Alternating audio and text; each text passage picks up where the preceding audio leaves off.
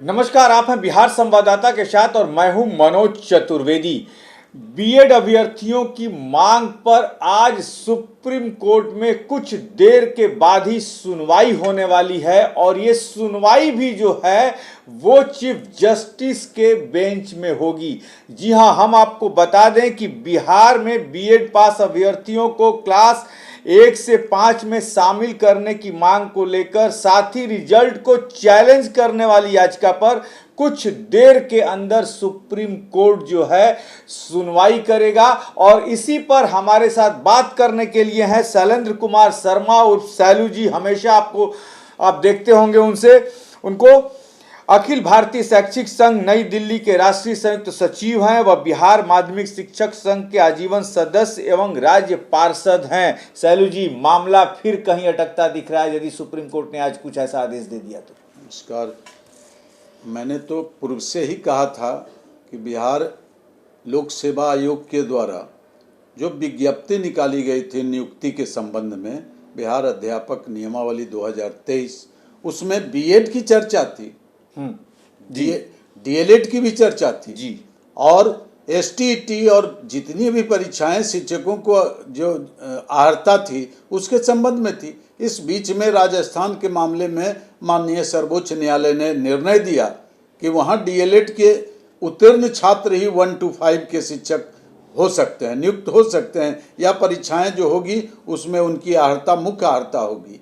लेकिन बिहार में इस तरह के विज्ञप्ति में कोई उल्लेख नहीं था और उसका अनुपालन सभी राज्यों में होने लगा, जबकि विज्ञप्ति सर्वोच्च न्यायालय के निर्णय के पूर्व की थी। बिल्कुल ऐसे छात्रों पर आर्थिक मार, दोहरी मार, मेधा पर मार, उनके उम्र पर मार, उनकी नियुक्ति पर मार, उनके अनुभव और उनके जो प्रयास थे उस पर कुठाराघात हुआ है। इस पर तो मैंने माननीय मुख्यमंत्री जी को कहा कि आपको शक्ति है, आपको पावर है विधानसभा में इसमें संशोधन विधानसभा में लाकर पारित कराकर इसे लागू करने की आप निर्णय ले सकते हैं। इस संबंध में अपर मुख्य सचिव शिक्षा विभाग जो अभी चर्चा में है, एक शिक्षा को नई दिशा, नई आयाम देने के लिए चर्चित हैं, श्री के पाठक जी, उन्होंने रीट भी दायर किया था। बिल्कुल एसएलपी। लेकिन किन परिस्थितियों में सरकार के दबाव में आकर वो रीट जो दायर किए थे एसएलपी, उसको वापस ले लिए। मैं आपको यहां बता दूं सैलू जी को रोकते हुए कि बिहार में 1,70,000 से अधिक शिक्षकों की बहाली की अधिसूचना जारी की गई थी। लेकिन इस अधिसूचना जारी होने के कुछ दिन बाद, जैसा सैलू जी ने बताया कि जब अधिसूचना जारी हो गई थी तो कुछ दिन बाद राजस्थान के एक मामले में सुप्रीम कोर्ट ने आदेश दिया कि प्राथमिक शिक्षकों की नियुक्ति में बीएड डिग्री धारकों की बजाय डीएड धारकों को नियुक्त किया जाएगा। प्राथमिक शिक्षकों के लिए बीएड की डिग्री मान्य नहीं होगी। लेकिन उस आदेश के पहले ही बिहार में शिक्षकों की भर्ती की प्रक्रिया की अधिसूचना जारी हो गई थी, जिस पर की ही हम बात कर रहे हैं। और वही उसी के जो विद्यार्थी हैं, जो शिक्षक हैं, वो सुप्रीम कोर्ट आज गए हुए हैं, जिस पर की कुछ देर के अंदर सुनवाई होने वाली है। क्या होगा अब सैलू जी? बिल्कुल भविष्य उज्ज्वल है।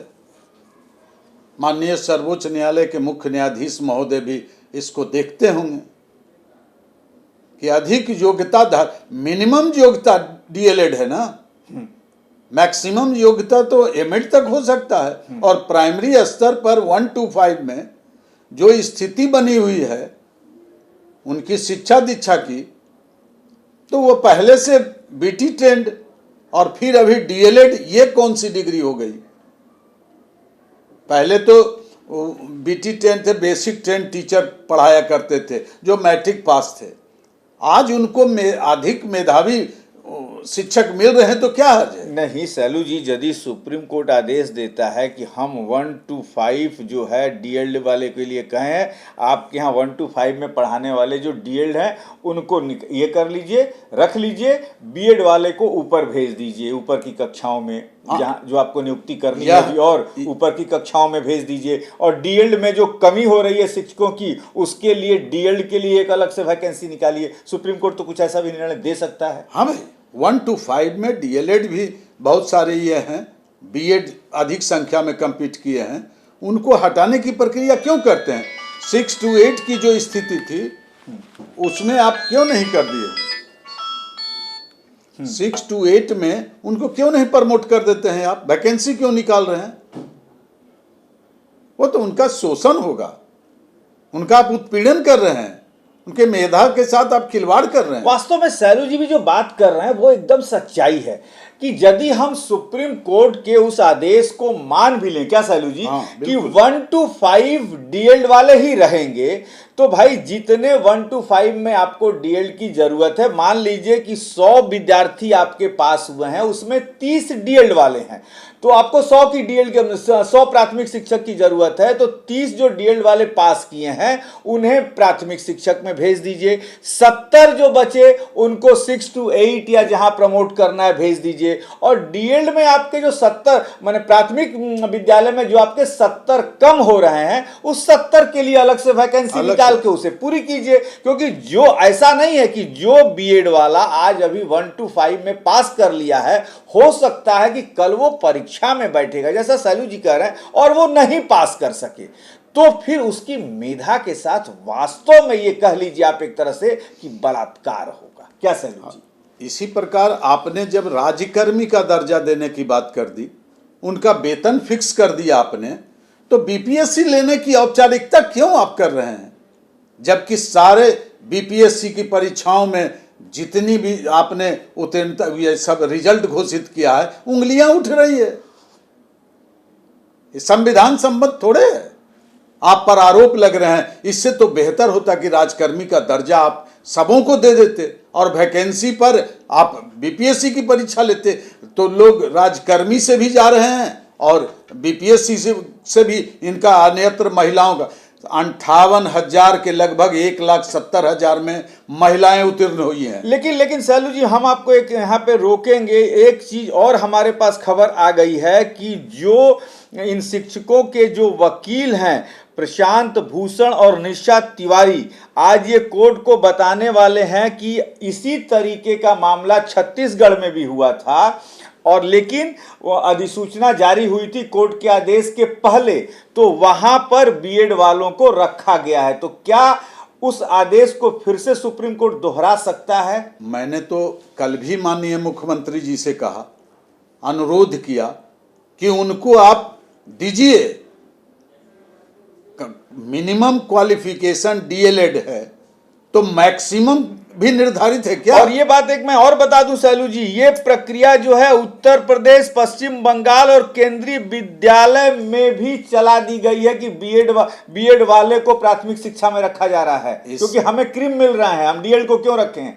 कल ही मैंने कहा था कि इसमें राजनीतिकरण हो गया है, राजनीतिक महत्वाकांक्षा की पूर्ति के लिए यह किया गया है। अन्य राज्यों में क्या मुख्यमंत्री नहीं है? छत्तीसगढ़, उत्तर प्रदेश, पश्चिम बंगाल और केंद्रीय विद्यालय भी बीएड रख रहा है प्राथमिक शिक्षक में कि हमें अच्छे टीचर मिल रहे हैं, तो हम डीएड वालों को क्यों रखेंगे? इसका अर्थ है कि बिहार सरकार, बिहार लोक सेवा आयोग और शिक्षा विभाग, इसमें कोई तालमेल नहीं है। चूंकि शिक्षा मंत्री भी लापतागंज में है, उनका कोई स्टेटमेंट नहीं है, उप मुख्यमंत्री जी मूक हैं, कुछ नहीं बोल रहे हैं। ऐसी स्थिति होगी। शिक्षकों के अभी भी सद्बुद्धि दे, माननीय मुख्यमंत्री जी से अपील करता हूं कि अभी भी निर्णय लें, अविलंब जांच करें और इसमें निर्णय लें। चूंकि यह अधिसूचना जो है माननीय सर्वोच्च न्यायालय के निर्णय के पहले का था, और अन्य राज्यों की सरकारों की बातें आप भी निर्णय लें, यह आपकी उपलब्धि होगी। और बिहार के शिक्षकों के लिए नव नियुक्ति के लिए, और आपने जो इतना बड़ा ये किया है 10 लाख को बेरोजगारों को नौकरी देंगे, तो एक सबसे बड़ी उपलब्धि होगी।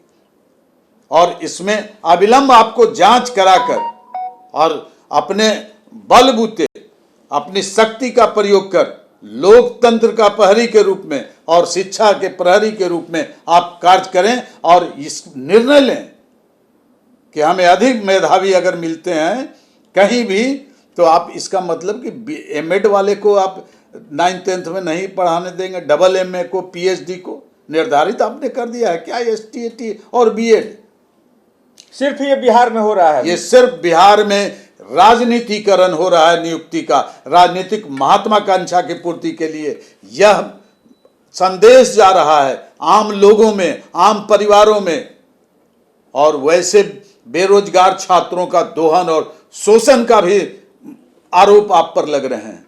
माननीय मुख्यमंत्री जी, एक बार पुनः विचार करें।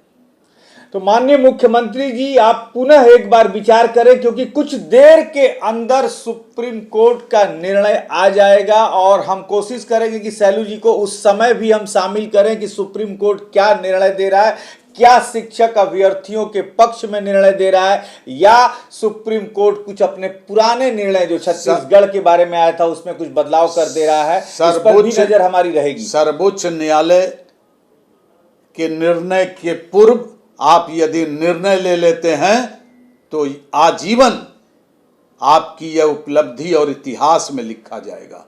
आप नहीं तो उपलब्धि पाने में आप वंचित रह जाएंगे।